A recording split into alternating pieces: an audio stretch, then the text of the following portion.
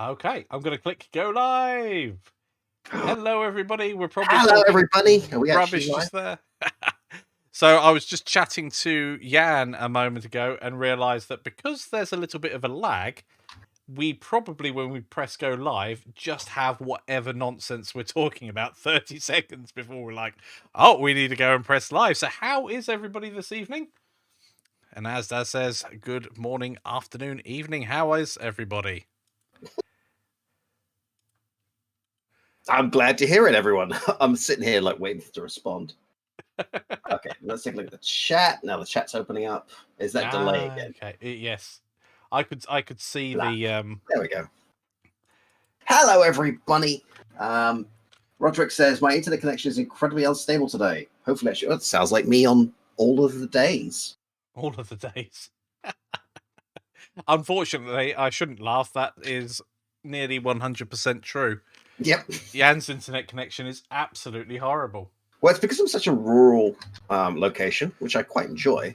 Yeah. But there seems to be some sort of problem either with the cable or with one of the stations, because every time it rains or snows, my internet connection just... I live in England. It rains a lot. It does. In fact, today it was snowing.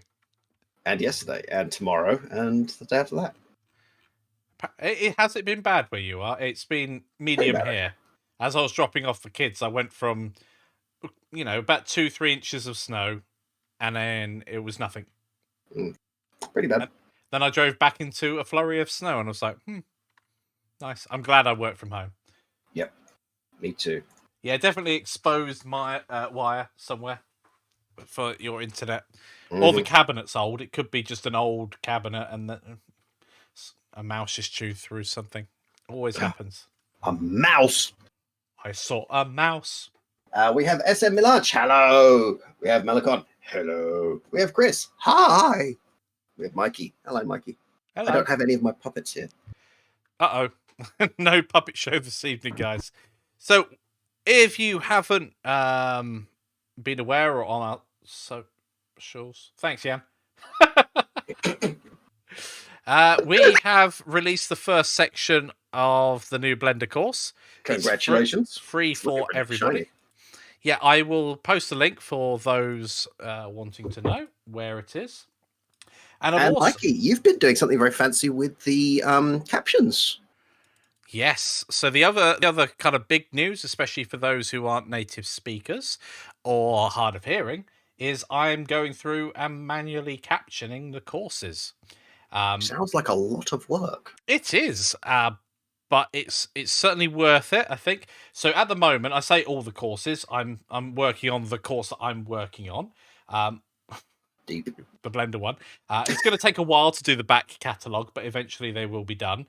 And I'll try and get Canopy Games. Yes, hi, that's us. Canopy Cars done shortly as well. Cool. Smooth. I mean, I'm still building that one. And we keep having to go back and change little bits, partly because Chris found the problem with one of my videos early on, so I had to go back and redo from that point, which I'm very grateful for, and partly because I don't know how to use Git very well. So every now and again, I'll change something and then just press the wrong button in Git and revert the entire thing by 3 or 4 lectures and have to do that.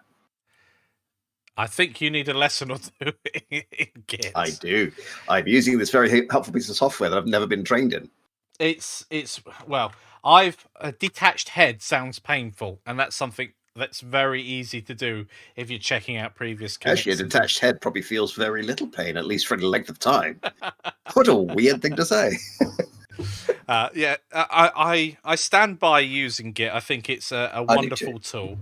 It helps you guys out if you need to continue a course from a specific point, whether you've had a hardware failure or you just want to get to a certain point quickly, you can take the exact state of our hard disk, our current working folder, and just go on from there, which is great. Sometimes you need to rebuild or reassign textures because of drive mappings. It's also good if you're doing one of the coding courses and there's a bug that you can't track down. You can actually get your code and the Git code side by side and see where the differences are.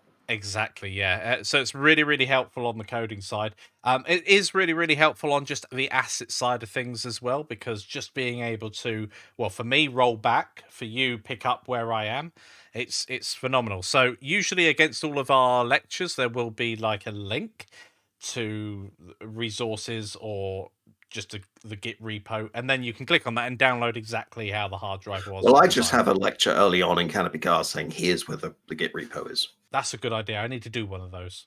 Mm.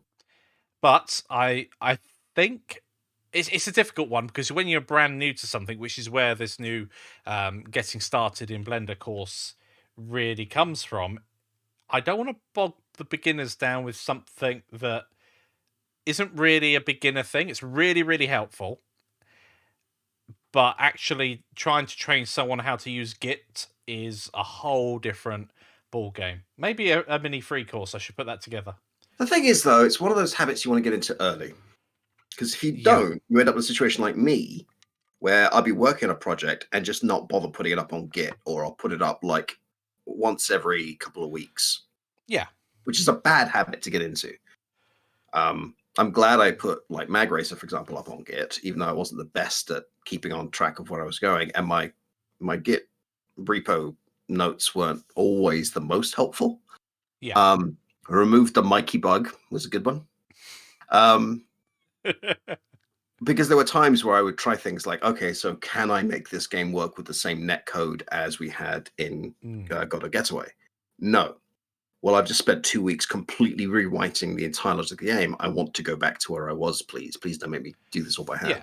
Like, that is incredible. As Daz says, being able to go off on a tangent and then come back is that's another benefit I didn't even read out then. It is obviously one of the big benefits that you can just break stuff. You can try things out knowing that you can revert back to a previous commit.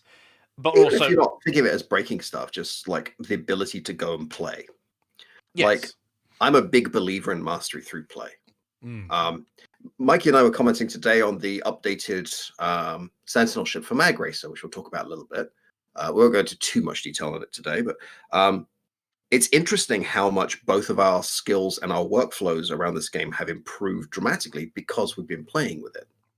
You know, Mikey's been playing with a bunch of new techniques, and now we know, well, we can put these ones together and it'll create this with these new problems that we now have to play and figure out. Like the nose.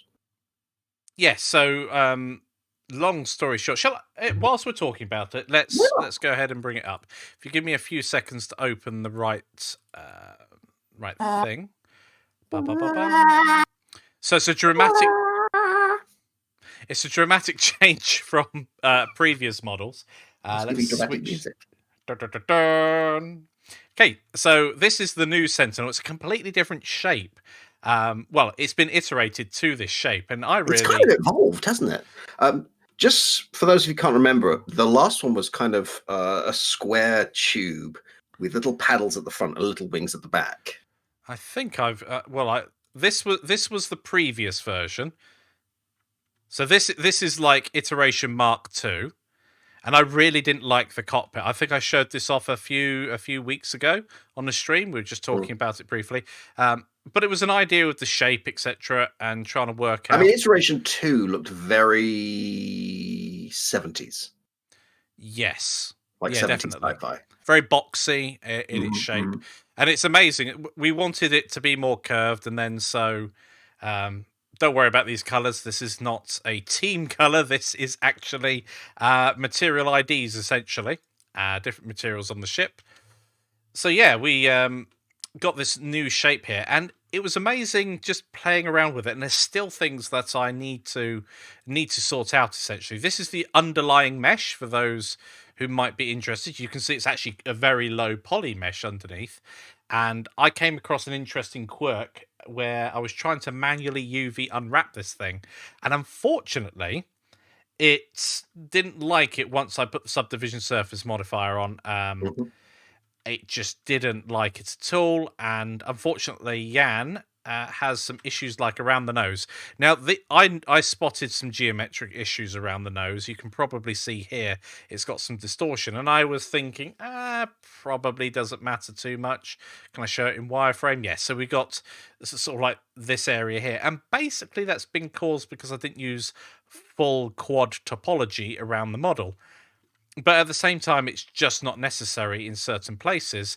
But when I did subdivide it, it also meant that this underside of the model, for Jan's perspective with the material, there we go, looks like this, which I thought looked like a really cool pattern at the time. But when Jan's trying to apply specific materials to the model, he's like, yeah, this isn't helpful. It doesn't work. It doesn't work at all, no. But a very interesting and evolved model. And overall, I feel so much happy with this. One thing that I will do I have it to hand? I do. I'll switch back to normal camera mode for a moment. And I would just make sure there's nothing like secret on my page or something I don't want to Or share. adult. Or adult. Well, I don't generally do adult drawings, but it might have something in the doodle. Does he? I'll tell you what, it does have something on the doodle. Let me tear it out instead. So, totally live tearing out of it. But you know what really helped? So, when we were talking about this earlier, was this.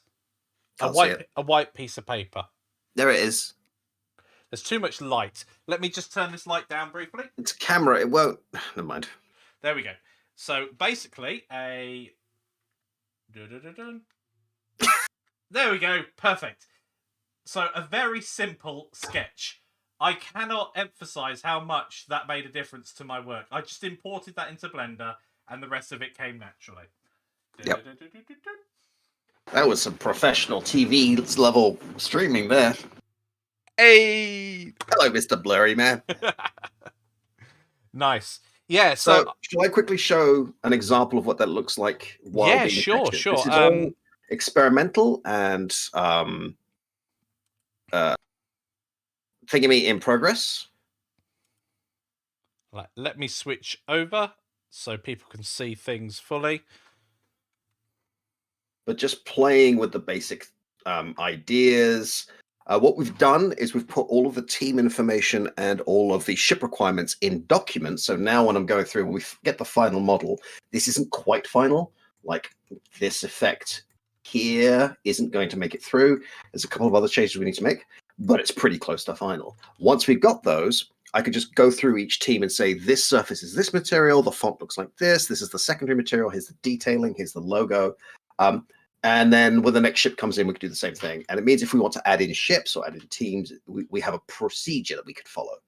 But yeah, it's looking quite nice. I haven't put the greebles in this yet, but they get greebled. I don't want to do too much process in here. I think that's one to save for the one, the final, and two, for the Patreon.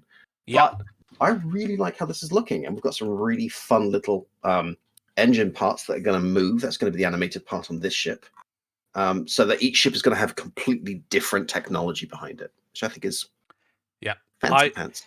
Behind that, I was watching a video of a Russian plane. I can't remember, the Su-37, I think it was, with its thrust vectoring, and it's just doing these fancy stuff. And I thought, you know what?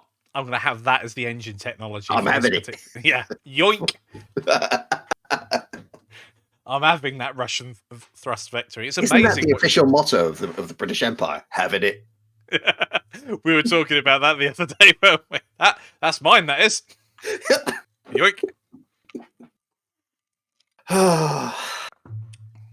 So yeah, lots of fun, and I know plenty of people are on the new course at the moment. The new intro course. If you are experienced and you're just tinkering around in it, then do let me know if you've learnt anything. So that's one of the things I when I was going through actually discover something, and I almost discover it live. And I'm like, oh cool! And in the video, I'm like, I've just learnt that myself. Mm-hmm. I can't remember which part it is, but it's amazing when you do a deep dive, even though it's a total beginner stuff, absolute beginners. You're just showing them how to move around, I think it was. And I think it's holding down Alt and moving the mouse. You can actually just switch your views incredibly quickly. And that was literally me sat there mashing the keyboard and moving the mouse to see what happens.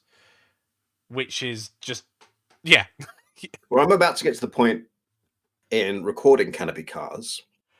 And we should actually figure this out. And I might actually ask the people listening what they would rather, but I'll ask that in a second. I'm about to get to the point in recording when we're moving from, okay, here's how you build a thing, here's some techniques, here's a nice little CSG curve that we can put a polygon on to make these walls, onto here's a cool way to do split screen that is adaptive to how many players you have. And we'll use one script to control everything and will just work.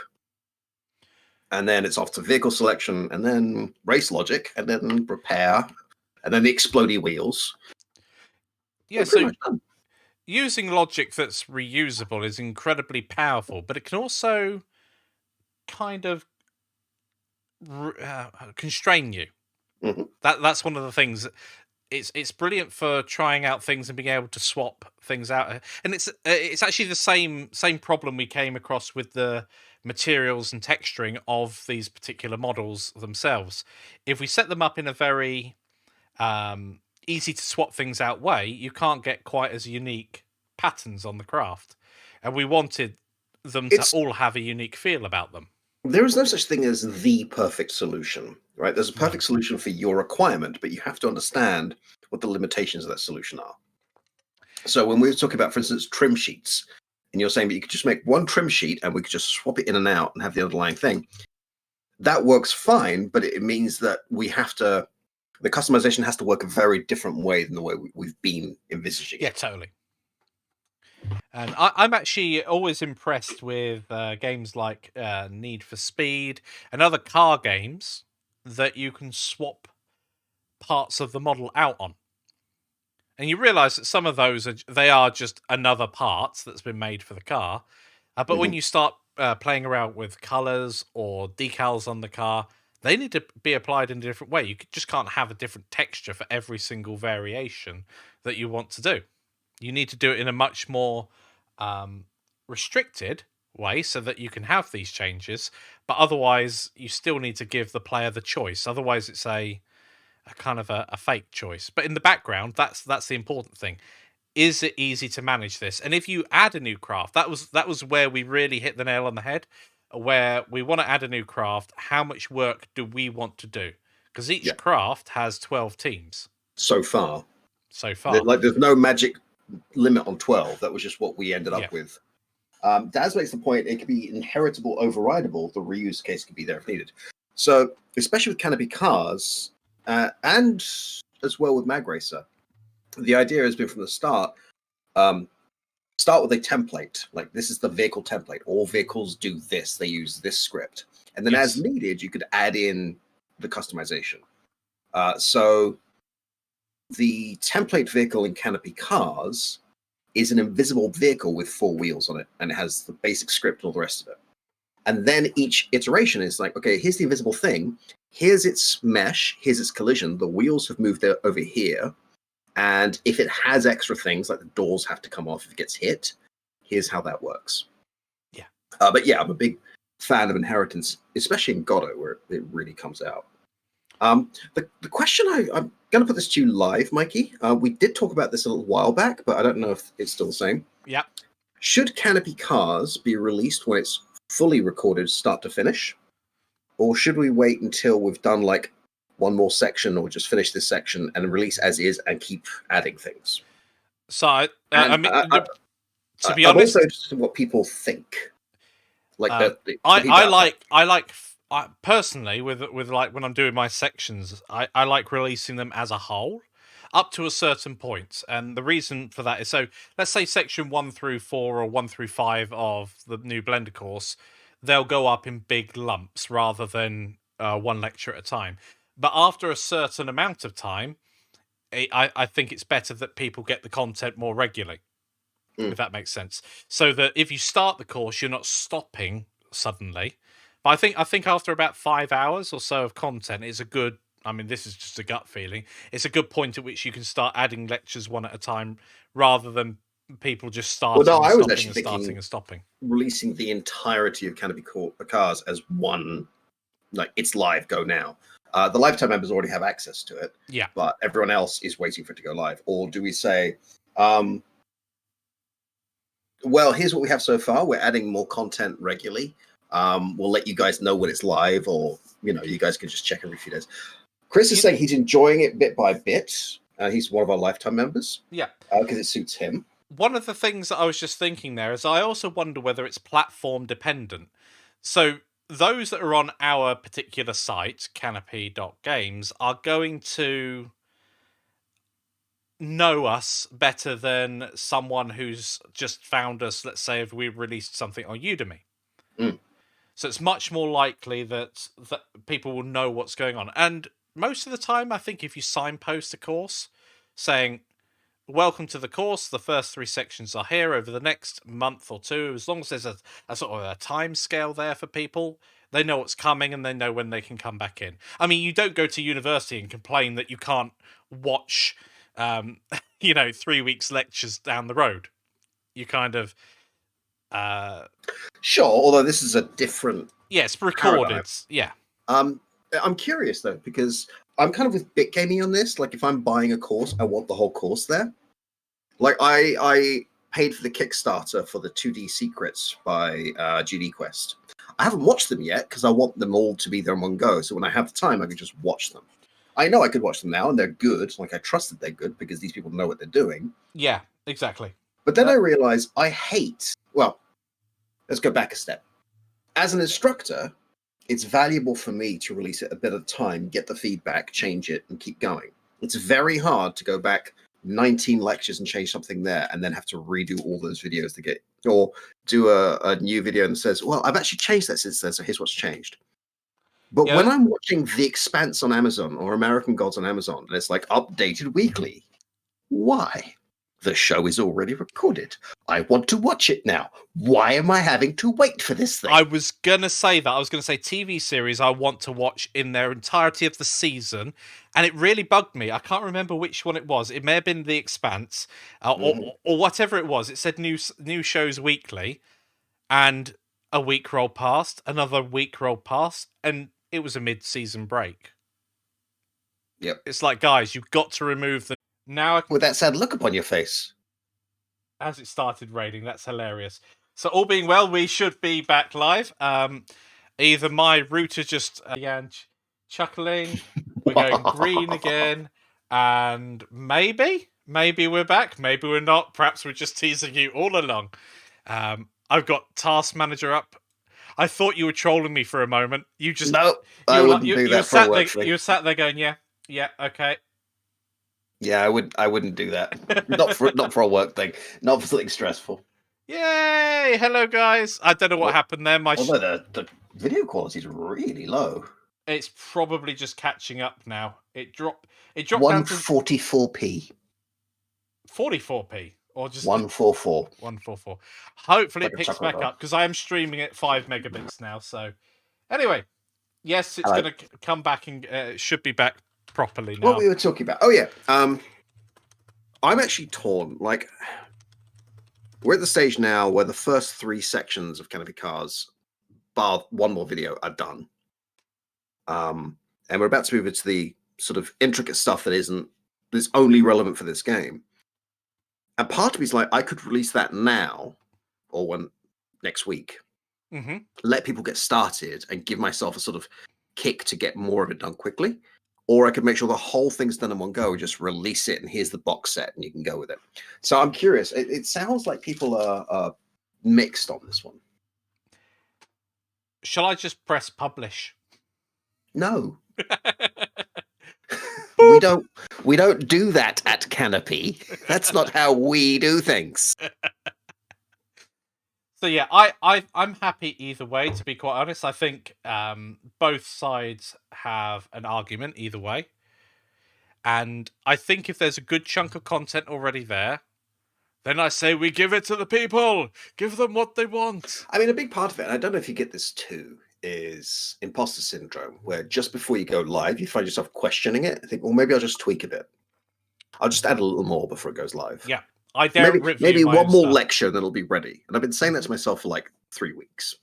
Just, So I have that problem if I watch back a video. I will have the, one more thing. Often when I'm editing, I'll be like, I could have totally mentioned this, but if I do that in every video, you end up with a jerky video. So, it's one of those things. I often have like a little script. He says showing another white bit of paper. I'm not going to do what I did earlier, but yeah, I'll have a not a script as such, but more detailed than bullet points.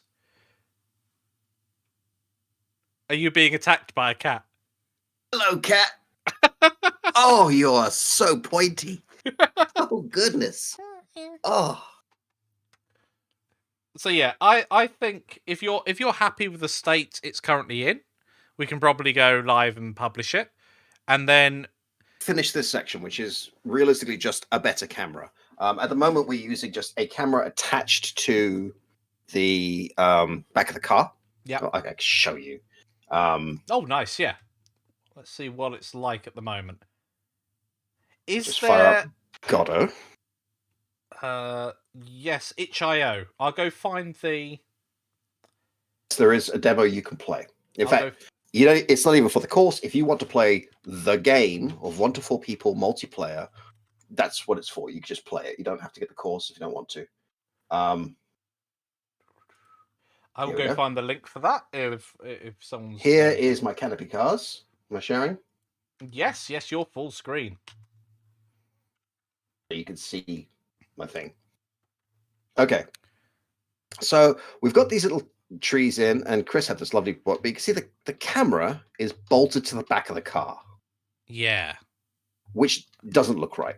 It looks really artificial. I do like the what do you call it? Environment settings we just put in. I also look at how to match the directional light with the light in the sky. So if I come round here, I've set it up so that the sun is going to look through these tires. He's got the sun up here. Yep. I just lined it up so that the shadows look like they're being caused by this sun. They're not. That sun is painted on the sky texture. Nice. There's a directional light up there that's faking it. Yeah. But this camera won't work, right? This camera just doesn't look good. So we're going to move on to the Bastion cam. Bonk. There's a tree. We're going to move on to the Bastion cam, which is one I've used in 2 previous games now, because it's great. And what you do is just say, okay, here's your parent. The difference is going to be we're now going to have between 1 and 4 of these cams so that we can split this camera depending on how many people there are in one place. Mikey, did you ever get a chance to get the kids to all play this at once? No, not yet. I'm curious to see what that would look like. That would be amazing. Let me just stop my sharings and close Godot. Full screen, Jan. But it's already fun to drive around. It'll be more fun once the camera follows it. It's one of those weird things, and we've talked about this before. Yeah. The way the camera behaves has such an impact on how the game feels. That's true of so many games. So how many? There's a game I've been playing recently, and it alphas out any obstacles in the way incredibly well. But I've also played games like third-person camera games, like the car has here, where you go behind an object and the camera just has a mind of its own. It can't make its mind up what you're looking at. Or just little things like how it moves. Mm. Like having a camera bolted to the back of the car makes the car feel very unreal. Yeah, it feels like you're bolted to a stick rather than having a bit of movement with the car. Whereas what you want is a camera moving smoothly and the car bouncing around the place. That feels good. Yeah. Much like your eyes are. I think that's the thing. Your eyes are really good at naturally stabilizing. So if I'm doing this, you guys aren't jerking around with me, basically. You're steady going, what's Mike doing? And that's exactly the same feeling you want with the car. That's exactly what I'm doing. What is he doing now? Yeah, I've been a bit hyper today, and I don't apologise. It's me. I have not. Yeah, so cameras can make a huge difference. So we're gonna. I don't know if this is in the brief, so sorry to ask the question on the spot. Different view angles, like on the bonnet, above, and behind. Or no, not for this one. I mean, we could do, but because this is a local multiplayer game. Because we're not designing any AI for the drivers. I want it to be fair so you can actually see everybody's screen and get the same information. Okay. Because otherwise it's gonna lead to potential situations where it's more strategically useful to be in first person mode and all the rest of it. As it is, the game has this interesting balancing mechanic. You tried this when you played it with your daughter, or your stepdaughter. I can't remember who you played it with, where you actually went and chose a more difficult car that was more likely to explode to balance it out against someone who hadn't played very often. Yes. Yeah, that's one of the things about the game. If you, the build that we've made is that you have the F1 type cars are incredibly quick, but you can also break them incredibly quickly.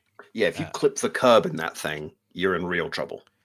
And maybe in orbit at the same time. Mm-hmm. Whereas the garbage truck has very poor acceleration, not great high speed, but once it gets going, nothing is going to stop that.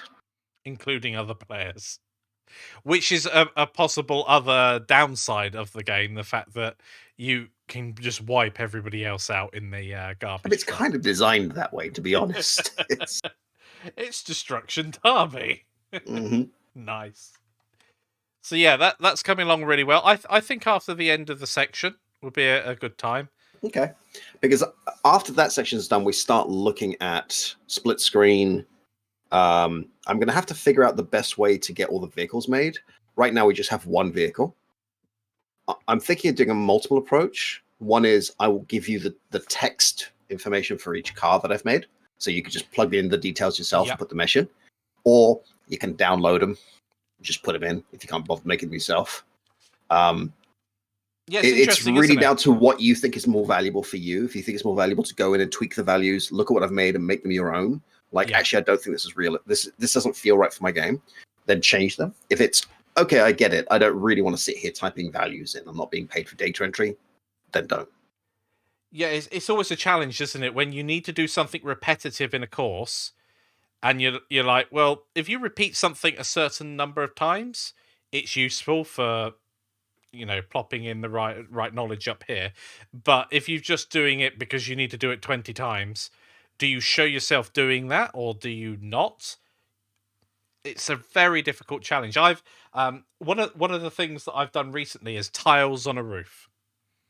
And when you're first doing this type of thing, you don't know about modifiers where you can just go, I want this many that direction, this many that direction, boom, done.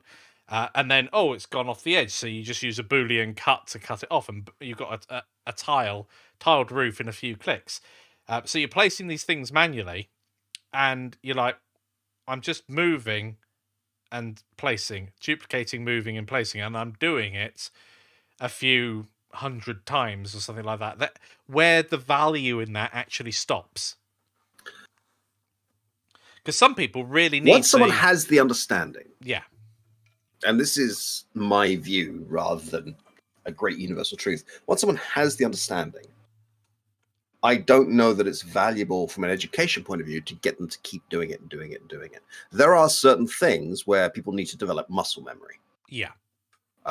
So you'll get, for instance, for some reason, the only example that springs to mind is soldiers who have to strip clean weapons again and again and again. The idea being that when they need to unjam a rifle or clean a rifle in less than ideal situations in the dark and whatever else, they can just do it. Yeah. Right. The muscle memory is there.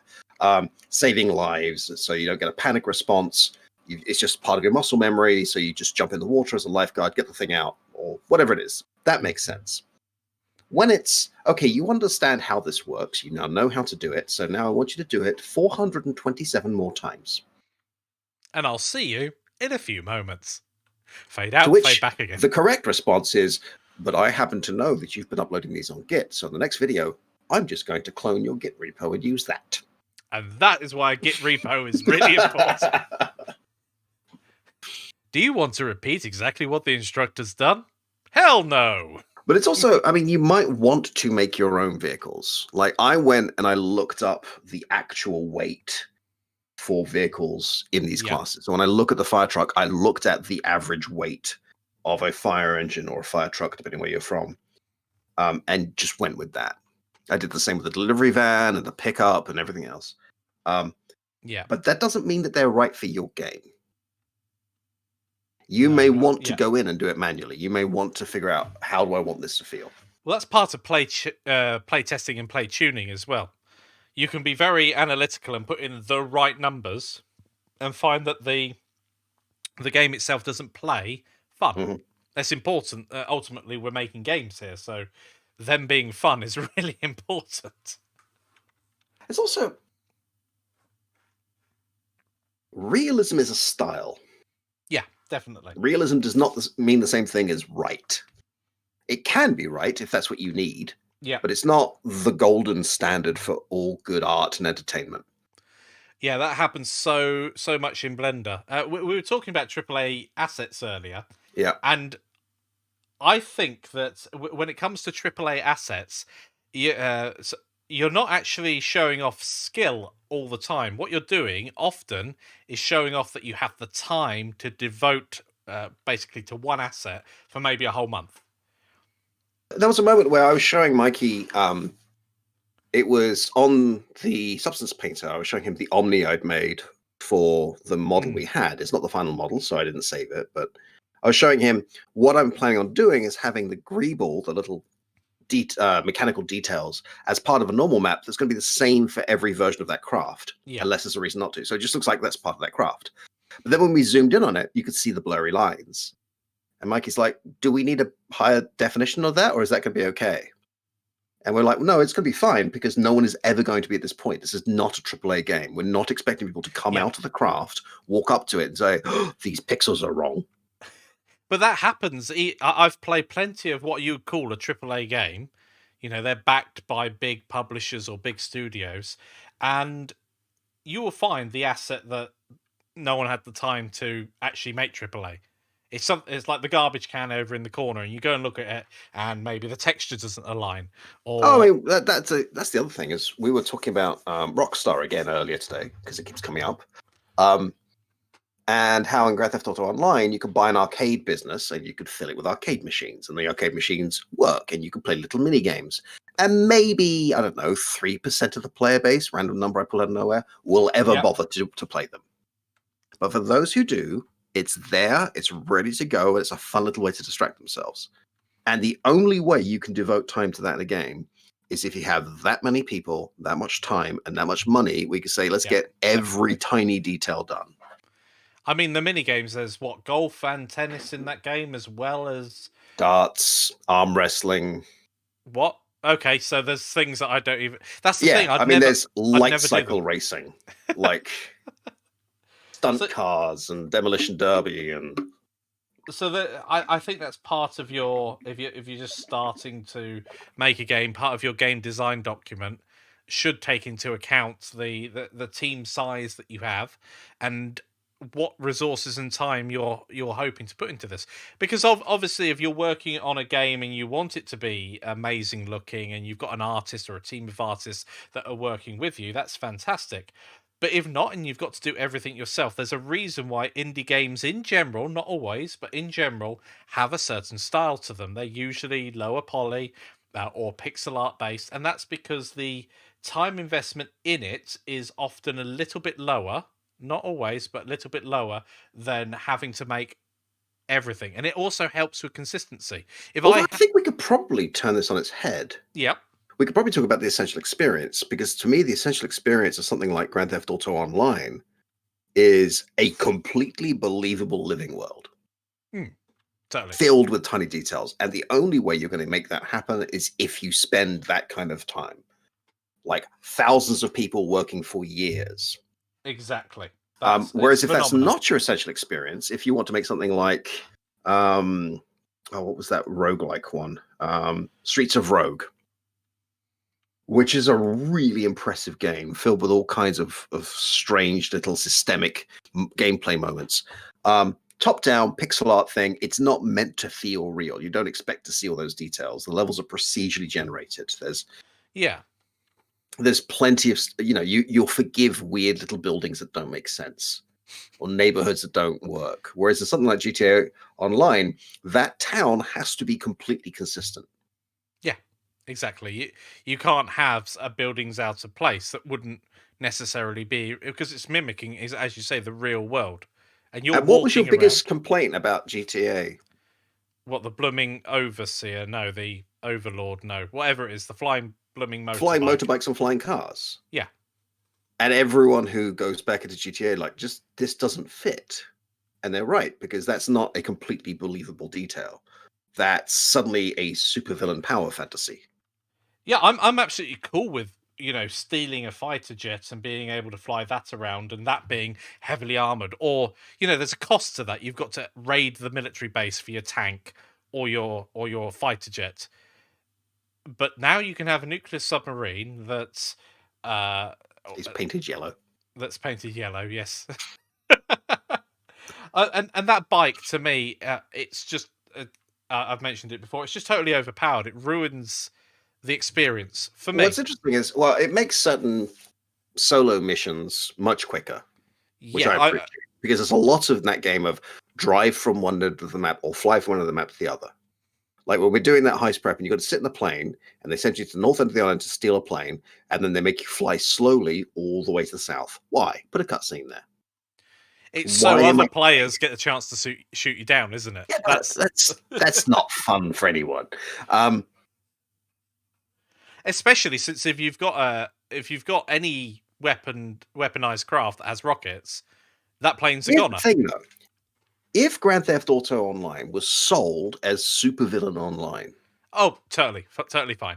then the underground nuclear facility that you can buy and fill with henchmen, which you can do, and your That's orbital awesome. laser cannon, which you can buy, and your military hardware that you've got customized, makes complete sense, right?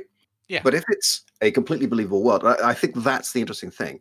But to go back to the point, if you want that level of detail, then you have to be that kind of company. Yeah. And I think that's one of the things that Cyberpunk 2077 really fell down on, is they're almost believable. Like the city doesn't feel like it responds to you at all. For example, you're playing Cyberpunk 2077, you see some cops and they're investigating a crime scene that you have nothing to do with. Feels great. You decide to steal their car. What happens, Mikey? They should chase you. They will chase you for as long as they can see you, which means if you drive around a corner, they forget you. The entire police force just forgets you. And their car. Yeah. Now, they don't drive as well as you do, so you're going to lose them. I mean, that's a shame. You'd expect in that type of environment, that police car is going to be tracked as well. Right? It doesn't add up. It breaks the illusion, the immersion that you There's can a have. lot of little moments like that just don't quite work. I suppose you have to be careful of that. We've had these discussions as well when it's come to all of the mini games that we've created with Mag Racer, especially. We had design decisions as to whether or not we include weapons, because that changes the game considerably. And if you do have weapons, so we had mines, and then we had the Dragon's Breath, and the Dragon's Breath is a real equalizer because it sends you off the track. You lose power because that's the way the game works. Because you're But no there are longer ways next you to can it. counter it. Yes, if you hit your shield just You have a before it shield hits. recharge, or if you know it's coming and you cut your engines, you'll just go straight up and straight down. You'll lose some shield, but you will probably survive. Yeah. But that's the thing, right? Mag Racer was a game where our essential experience is one of expertise. It definitely The requires. first few times you fly that thing, it's really hard to make it around the track. And my girlfriend struggled to make it around the track, and her big victory moment was when she made it round twice, and then she couldn't make it around the third time because someone else won. So if anybody who hasn't played it is interesting, Mag Racer is also available on itch.io. I've just posted the link there. For anybody who wants to test their skills out driving a simulated physics racer. Yes, and to be very, very clear, this is not like Wipeout. This is a game where we are simulating magnetic fields, and it's realistic physics. So if you're going in this direction and you turn your craft, you are still going in this direction. One other tip for anybody who wants to try it: there is no reverse. Use one of these. You'll need to strafe away from getting your nose planted on a wall, which everybody does. Yeah. But that's the thing, right? We wanted a game that's based on that kind of expertise. So do we put weapons in? Suddenly becomes this huge, like, Yeah. Not even a debate, but a huge question. It's massively changing the flavor of the game. And even then, there's a couple more weapons I would like to put in, and I don't know that it's a good idea. I mean, we put boost pads in almost begrudgingly to begin with because it gives players a boost mechanic, but they don't really have a choice. In the end, I justified it to myself because if I'm going to have weapon pickups, then I want you to have the choice. Do you want a boost or do you want a weapon? And then you can Because pick if you're far behind, maybe you don't care about the weapon. Exactly. And there are times when a boost is a really bad idea. Especially in a physics game where going forward means going sideways when you turn. Yep. Yeah, I would almost liken the game to a drift simulator because of the way that when you take a corner and you take it really well, you can cut into the inside and then glide back out and carry on. To me, it's always felt like speedboats. Yeah, I suppose it's very, very similar. You've got to remember that energy is conserved and you will go into the thing you're pointed at. I guess the best explanation is, Mikey, you know when you're racing rocket-powered sleds on ice? Not recently, but last year, yeah, when we could do that thing, yeah. Yeah. No, it's now 2021. It's now the second month of 2021. Where's time gone? In the toilet. Darn. Oh dear. Oh. So, one of the things with the new Blender course, we've got section 2, which will then go into edit mode. I say section 2. What we've got with getting started is its own course, but it's also part of a bundle of courses. Each section will be released as both, so that people can just get the part they need. To clarify, you can either buy this section as a course, or you can buy the bundle and get all of them together. Or you could say, I want this one, not that one, and this one, and just buy them individually. Entirely up to you. And so that section the recording will start this week. And obviously the lifetime members, you've got access to that as soon as it goes up. I'll give you a nod over on the Discord channel. Let you guys know when it's there. I'm going to use my communications to talk to people. That's a very good idea. Yes. Never do that again. Yes. That, yes. The thing you've done twice more since I said never do it again. Yeah, that. Yes. Right. How many more before Jan leaves the stream? I have to be here for another 10 minutes, so... No. Well, you don't have to. I do. I'm the co-director.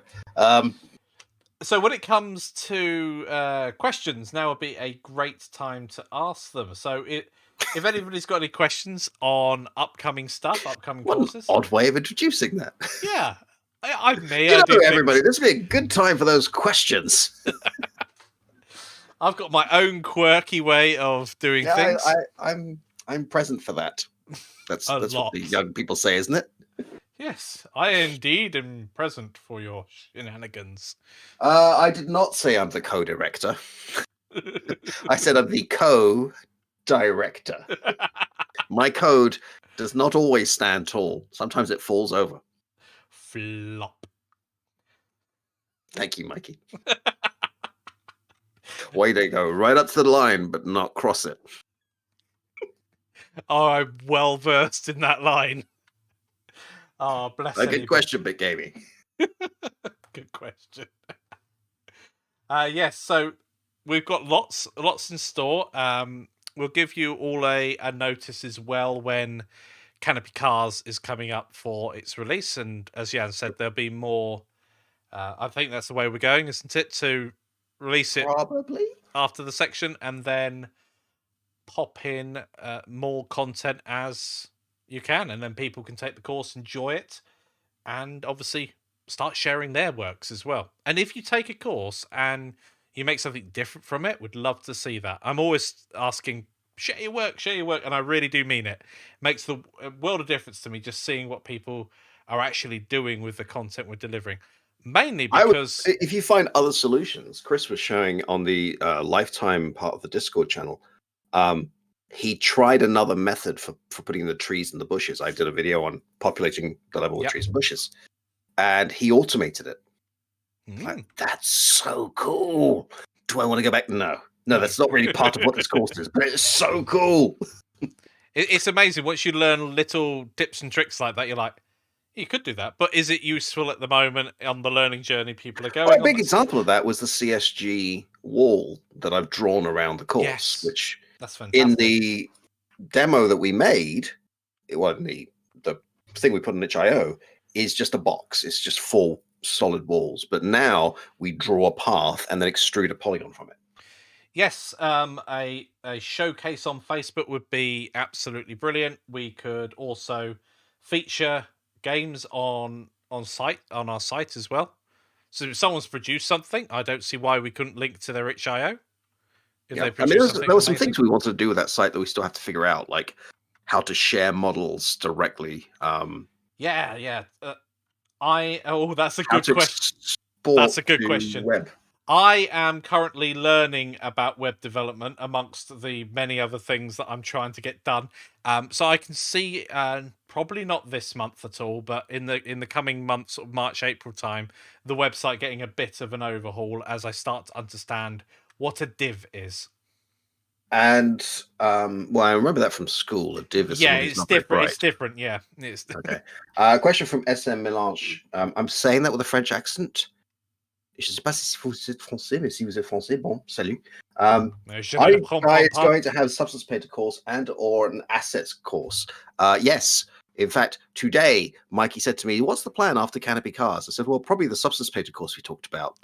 I was like, So yes. it's not a direct, this is the next plan, but it is definitely on our radar. Yeah, and assets wise, there will be a section devoted to game assets in the new Blender course. And one of the things that I really want to do, and I just want to make sure it's clear when I articulate it, all of these sections could also be the beginner section or the beginning section of a course that specializes in that particular topic.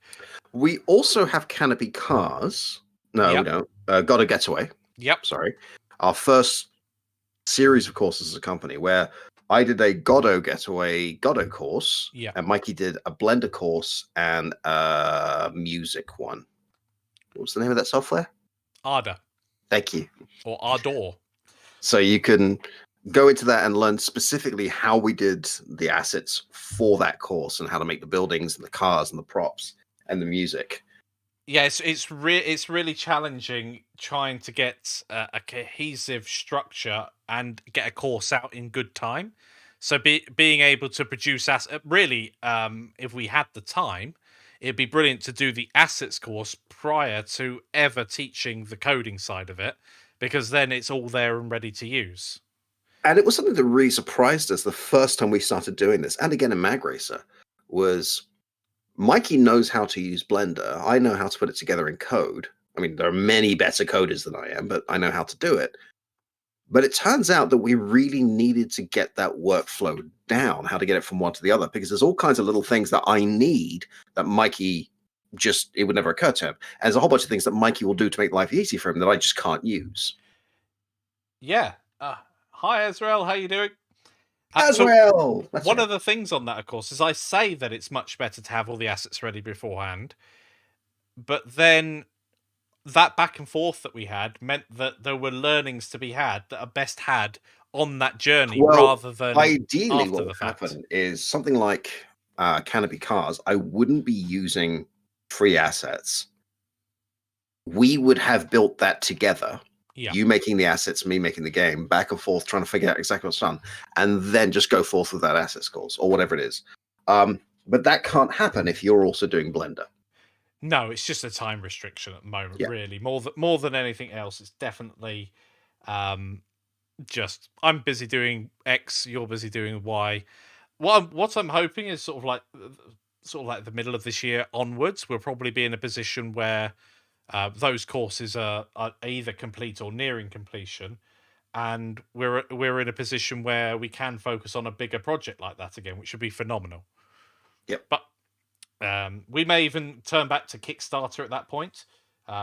it was really great seeing the support we had with Mag Racer and It was. We're also, I mean, God of 4.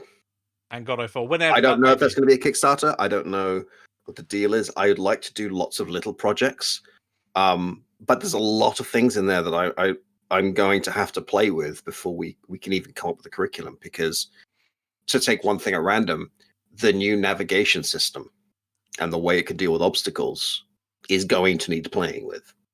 new And it'd be shading great system. to just go in with 3D assets, because there's a lot of free 2D assets out there. There's some free 3D assets.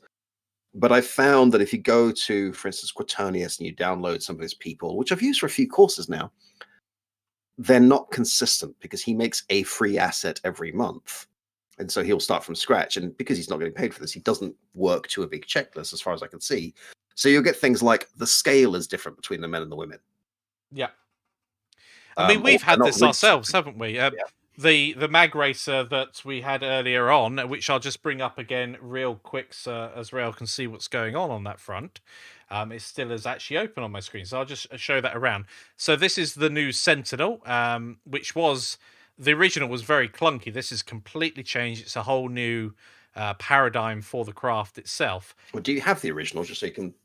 Oh, the original, yeah. I'm going to have to go up and find it. But saying that, as we've been going through all of these, there've been sort of phenomenal changes. I can't do two things at once. I can't talk and search directories. I'm the same way. Blah. This is ships. Here we go. That's in the archive because it's old. In fact, there it is. It's on show. So that's the new one. This is the old one. Such a change over time. One of the changes was just to put like sloped wings on, so they sort of curve forward, and that kind of evolved, didn't it? It evolved. The middle one. Where's the middle one? It started off with, we have two craft that look quite similar. Maybe we could take this and make it slightly more curvy. So we made this, which, and I wasn't happy with the. I just wasn't happy with it. I definitely wasn't happy with the cockpit. I was liking where it was going, though. That was the key thing there. And then I don't want to just go there, Sentinel, and hey, bright pink. And then this one here was just, it just came together, and it was one of those things. I looked at the nose and I was like, I really like how the nose has come along. And the thing that really drove it home, and I showed it earlier, but thing that really drove it home was actually just making a sketch. That little sketch there in my hand is the whole reason that craft exists.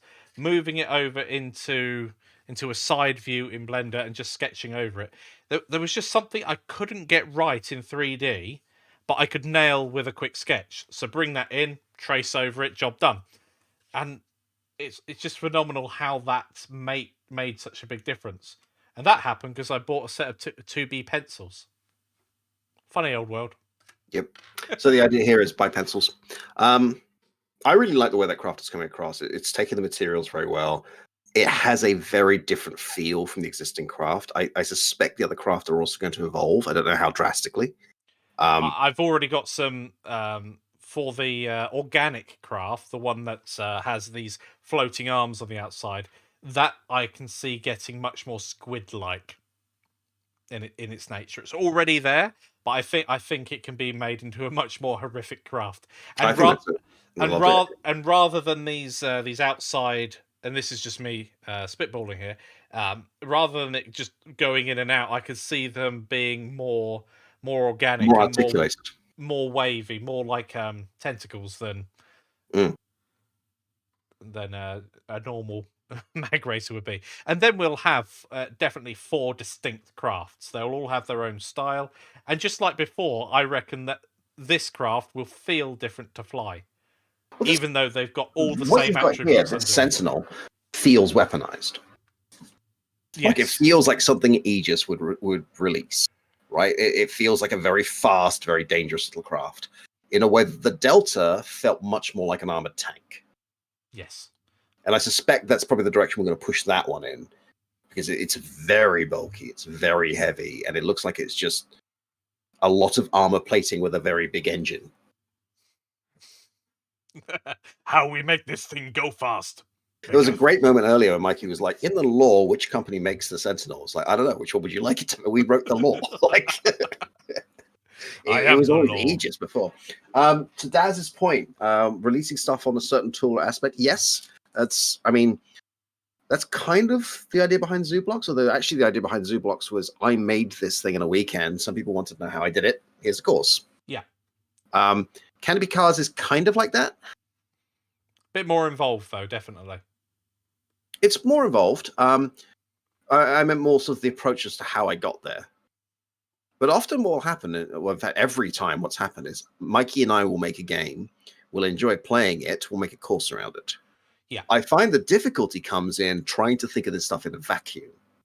Like, what's a fun game to make? Without It's also... like when you say to somebody, Mikey, be funny. The choice paralysis kicks in. There was no choice paralysis. I just know when to behave. Thank you. Now's the time to behave. No, I said funny. Yeah, that would be parsed differently in my brain. I reject it. Yeah, it's so the new Blender course is more in line with I suppose a pipeline course. I want to be very specific. So yes, there will be things like modeling throughout the entire course. There needs to be, but it seems silly if you're focused on rigging for the first even 5 lectures to be focused on modeling, unless there's something genuinely linked to rigging that you need to be aware of. And animating. So for rigging and animating, the idea will be to basically give you an asset to use. You can go off and make your own, and I'd actively encourage that. But it makes far more sense to go, right, we're rigging. That means you've already got a model. You're not going to rig a model without it already being made. The same as texturing. So when we're focusing on the texturing, we'll look at a simple model and how to texture that. May even bring in something like one of the mag races as a more complex object that we need to unwrap, and then we can really talk about how things like texel density really matter. Yeah, and the mag race is a great example because all of the beveling and surface modification means that the edges are much more complicated in terms of texel density, or not texel density, in terms of mesh density than the sides. Which means if you want to put any detailing there, I can actually show that. So yeah. This is obviously still proof of concept, and basically we discovered the problem today when I was quite proud of myself. I'd made a ship, I'd given it to Jan, it had all the UV unwrapping sorted, it had all of the animations on it. I was like, yes, I finally managed to give something to Jan where he can't just go, yeah, Mike, this doesn't work. Could you send it again? Although I did point you in the wrong directory. I was sitting there trying to make it work, and it's, eventually I exported it, and Mike's like, no, it's right here. So one of the great things about okay, so one of the great things about both FBX and GLTF is you can open them up in Windows. Sorry, Linux and Mac users, I don't know if that's a thing that happens, and if you've got animations, they'll play back. But in here, what you can do very quickly is you can show off the actual underlying mesh.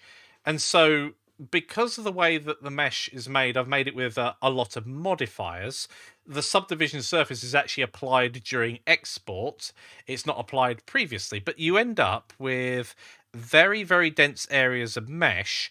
And if you're not careful, you end up with some texturing issues around these dense areas, or being unable to do it because of the UV unwrapping process. I had to resort to automatically doing it. Kind of gives equal weight to some faces occasionally rather than just basing it upon their size. And I think it was back here on the tail, it just ended... Oh, there's a nasty pole there, in fact. But just there, you ended up with texture distortion.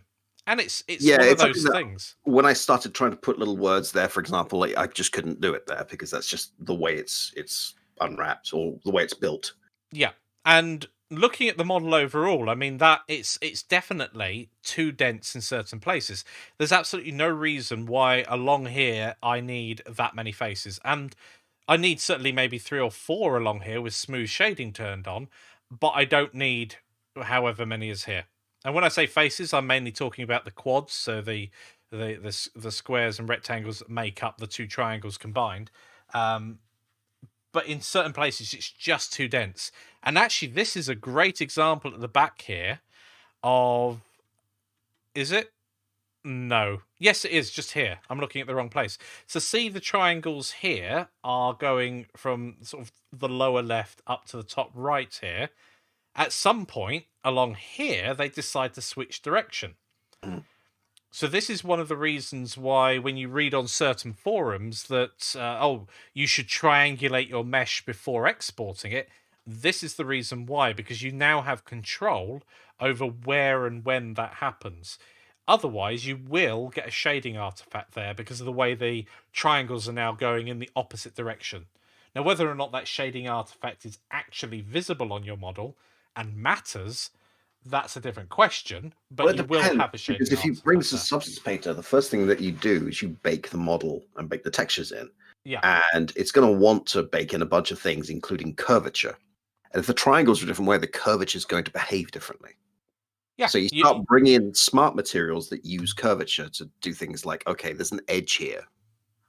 And all of a sudden the tail has these weird little scratches in it that shouldn't be there. Yeah.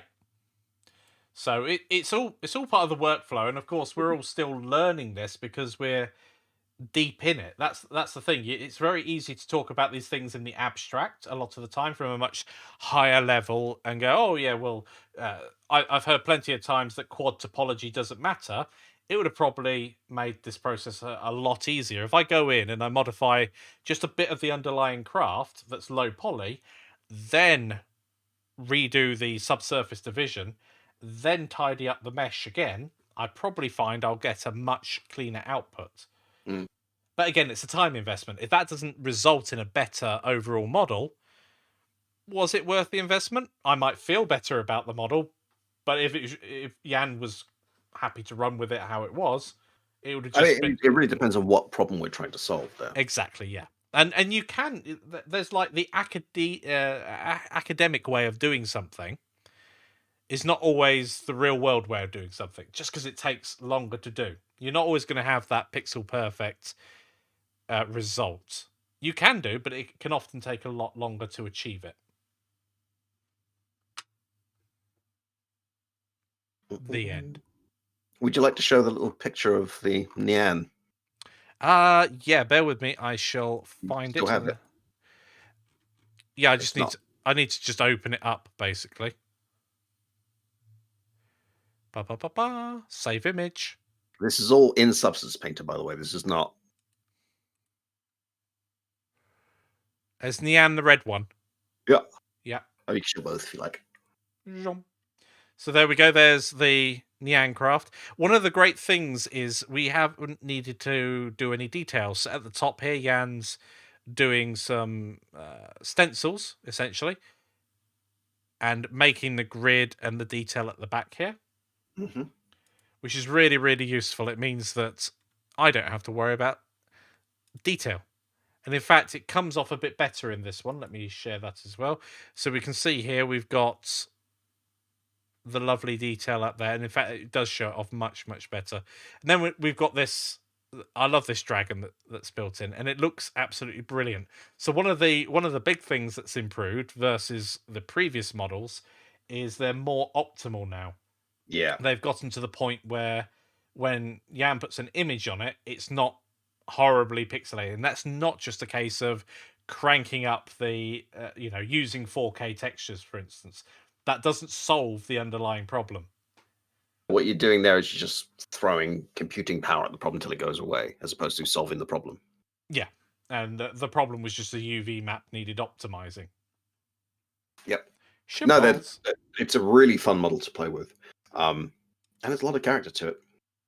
Yeah, I love it.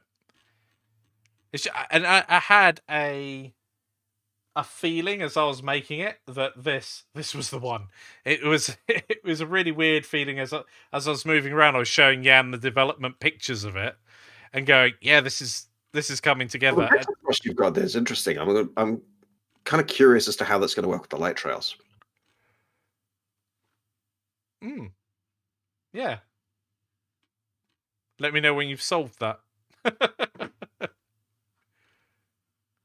It might be I have to do a special kind of light trail for it, where that craft has 2 light trails, one for each of those engines. Yeah. Oh, especially because they cross over, don't they? The way that it rolls is the thrust vectoring. We'll have to make sure that it does that in the right way. Not that it rolls I'm not the wrong way. sure. I mean, it might be that in that particular case, particles makes more sense. And we can keep the particle count down anyway, or just make it one big particle. And call it the Blobby Mobile, I don't know. Blobby, blobby, blobby.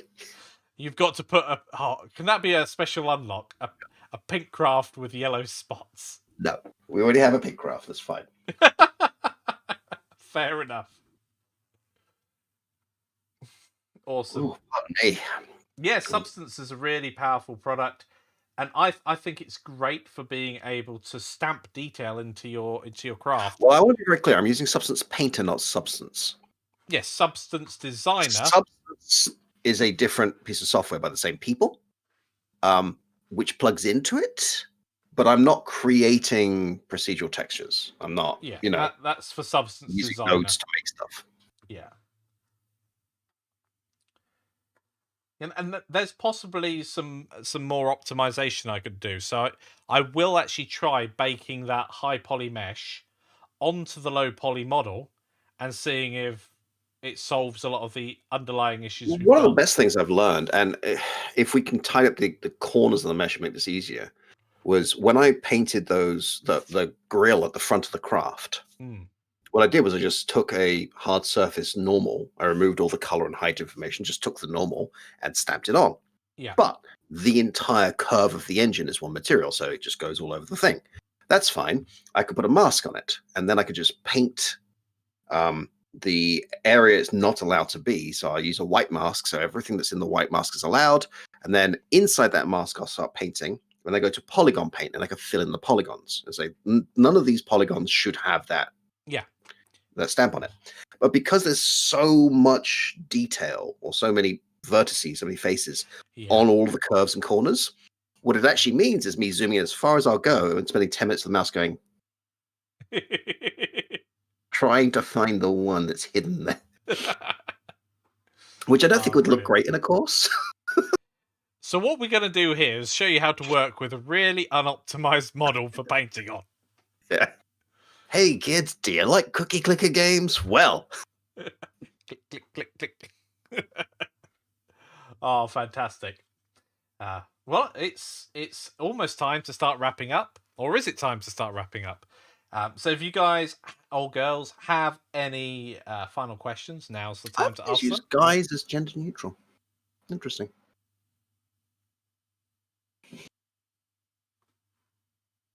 We're waiting. If you have any thoughts, questions, concerns, dances, interpretive dances, or jingles, now's the time. And if not, then you don't have to. That's absolutely fine. You're in a safe place.